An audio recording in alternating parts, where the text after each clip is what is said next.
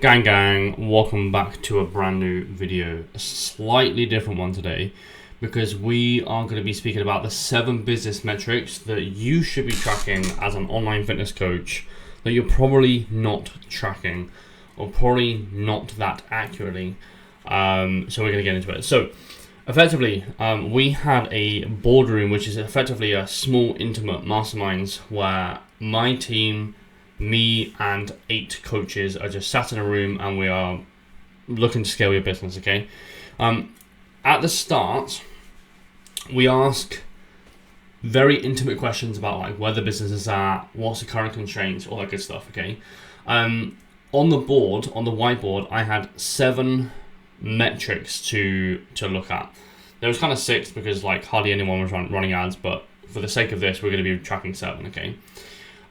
So that is revenue, profit, or revenue against profit, call bookings, show rate, close rate, CAC, LTV, and churn rate. I'm going to walk through every single one of these and I'm going to show you why you need to track these if you want to scale your business. Note, none of these say real likes, real engagement in social media in general. Like, none of that shit matters. Like, a lot of online fitness coaches concentrate so much on like really shit metrics that realistically mean fuck all when it comes down to business. Like, you cannot pay for shit in life using fucking likes. Hey, can I have this piece of food, whatever the fuck it is? I'll pay with my 17 likes I got on that reel yesterday. You can't do that. You can pay for it through all of this. So we'll go through one. So revenue. So number one, revenue is important, but I think that a lot of people look at revenue. So like, I made 10k this month. Okay. But if you spent 7 grand on ads and then overheads are 2k, like what are you left with? A grand. Quick maths, by the way. But like, nobody really talks about how important profit is versus revenue. Like tracking your profit and like actually having a highly profitable business. The tax man might love you as well, but like, you have to understand as a business, you're not just a revenue business. You're like, you cannot do shit with just revenue, okay? You have to look at the profit margins. So number one, do you know your profit margins right now? Or do you have to like figure it out? Like if you ask me about like how much profit TCT has, I can tell you straight away. Now, if you have a fairly decent accountant, they should run it through like an accounting software, and you should realistically get like a P&L every single month. But like, you should realistically know your profit margins like the back of your hand. A decent profit margin to have as an online fitness coach is anywhere between 60 to 70%. If you're below 50%, you might want to do something about that. There is a caveat to that, because if you are a 7-figure, multi-7-figure, 8-figure business, like that is going to condense. Realistically, at that level, especially 8 figures, you're probably looking at like 30 to 40%. But like, if you're an online fitness coach and you've fucking got like 5, 10, 15 grand, you can operate off 60 to 70%, no stress, no drama, no nothing. Okay, so number one, don't just look at revenue, look at profit too. So that's metric number one. Call bookings. How many call bookings do you get? Okay, and this was an interesting one as well, because especially when we flagged this at the boardroom, because a lot of people thought they needed more call bookings. So when they came to the boardroom, their fundamental thing was, I need more call bookings, right? And I'll show you which metric in a second they needed to concentrate on. Okay, so call bookings, make sure that's in a healthy number, make sure that's in a healthy spot. Okay, a business doesn't function without realistically getting call bookings in. Okay. 3, show rate. It's all well and good having 400 fucking sales calls getting booked in, but if you have like a 10% show rate, no good, because you're basically leaking the whole entire fucking process, okay? So like, what is your show rate? How many, if you booked in 10 sales calls, what is your show rate? Now, organically, realistically, that could be like anywhere between like 80, 90, or even 100%, okay? Especially if volume is low. I would say anywhere above 70% is pretty good. If you're running like ads, it can get a little bit condensed, like anywhere between like maybe 55 to 70% is good. But like, understand you have to work like especially at 50%, right, you have to work twice as hard for the calls. So say, for example, you want to book in 10 sat down sales calls a day, like you're going to have to book in 20, right? That's 50% show rate, right? So like you have to work twice as hard. Sometimes you have to spend twice as much money on fucking ads to get proper sat down bums on seats. One of the easiest ways to I suppose to book more calls, just to sit on more calls, right, isn't necessarily to pump more money into ads. It's actually to fix show rate. Okay, we have a really good SOP within TCT that we just give to all of our clients. That's if you have a show rate of like 40-50%, you just plug that in, immediately you'll go up to 70. It's really good. It's really tried and tested. Okay, so that's kind of what we do within TCT. We don't just look at fucking call bookings. We don't just look at the fucking really like small basic shit. We also look at everything within here. Okay, especially with the high level clients. We're just going up a little bit. So close rate, very important metric. And it's actually something that if your unit economics are good, so that means that, say for example, you have £100 a month on coaching, like that's your offer, right? Versus 10 grand. Like obviously the close rate might be higher at the lower ticket item, but you'll have more money coming in. Even if you have a 10% close rate, you'll have more money coming in with a higher ticket offer. So like actually close rate would actually be so dependent on offering and how much it costs, and obviously. What's the investment level, right? So like it actually like really physically depends on like a few different variables, okay? I would say if you're an online fitness coach, I would say anywhere past 40% is pretty good.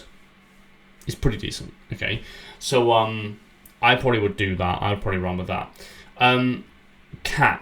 Okay, so cost per acquisition. If you're running paid ads, your CAC has to be considered low to LTV. We'll actually just go into LTV now. Okay, he says. Why can't I move this up?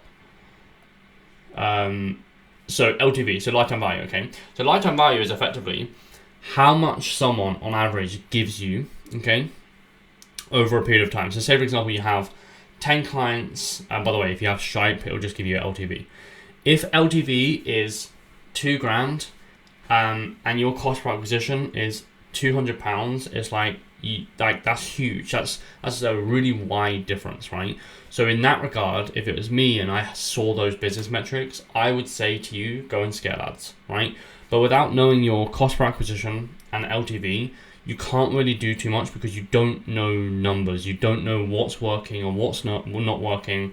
Like if you can't tell me these two numbers when you're scaling ads or when you're running ads, like you are literally just fucking second guessing everything you're doing. Okay, so don't do that. Okay, so you need to know lifetime value and cost per acquisition. Cost per acquisition is really easy.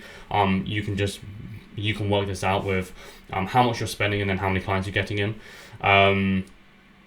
You could also do like marketing costs and stuff like that, and soaked equation with that. So like if you have like real editors plus you're running ads, you can obviously cost equate into that.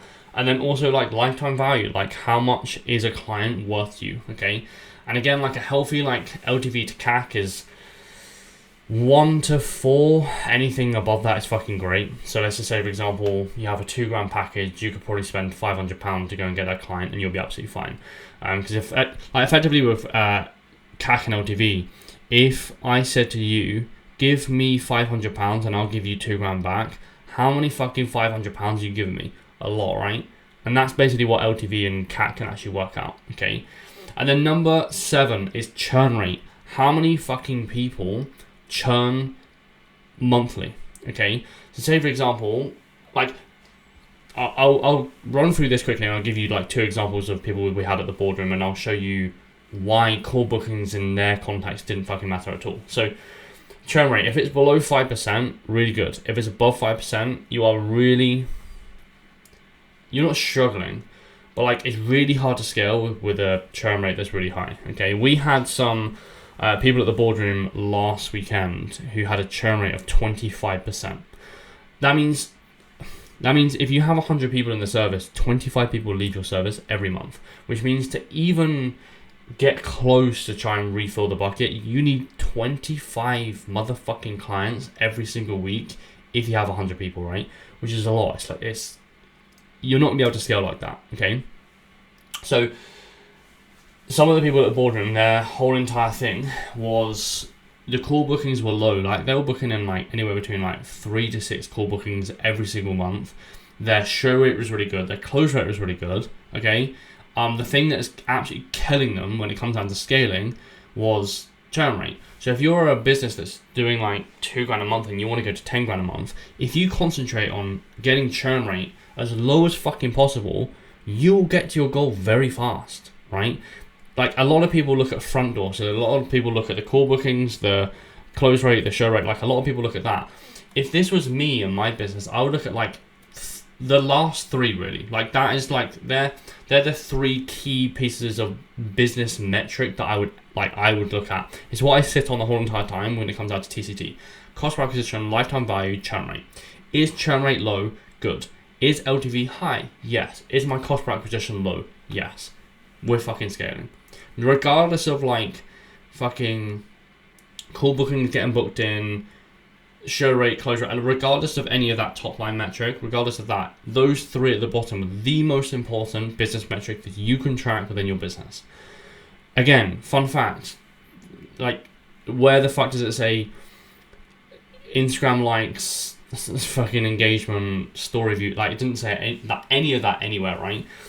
But again, like I'll give you one example or another example. One of the examples was 25% churn rate. We're going to actually actively look to increase or decrease that, right? So that's one. The other one had a crazy high close rate. So their close rate was operating at about 90%, which meant that they're too cheap. If your close rate is considered, if your close rate is really high, so if your close rate is like 90%, 95%, I would increase it by like 40-50%. It's too cheap. You should not be operating at that metric, okay? So like, understand when it comes down to business, it's not just about more calls. It can just be about have the same amount of volume, keep the show rate the same, and then maybe let's like reduce the close rate a little bit by increasing price, which means after a period of time, you're going to be earning way more money because you have people in the business with a higher LTV, with potentially a lower churn rate because people who pay more will always pay attention, so they'll always stay in the business for longer. So like these are the things that I personally look at when it comes down to business metrics. It's not all about fucking engagement. It's not always about pumping more fucking calls in. Like if you get these 7 absolutely fucking nailed, right? High profit margins, call bookings getting flooded. Show rate's high, close rate's in a good spot, your CAC is low, your LTV is high, your churn is low. If you have that, you have one hell of a fucking business.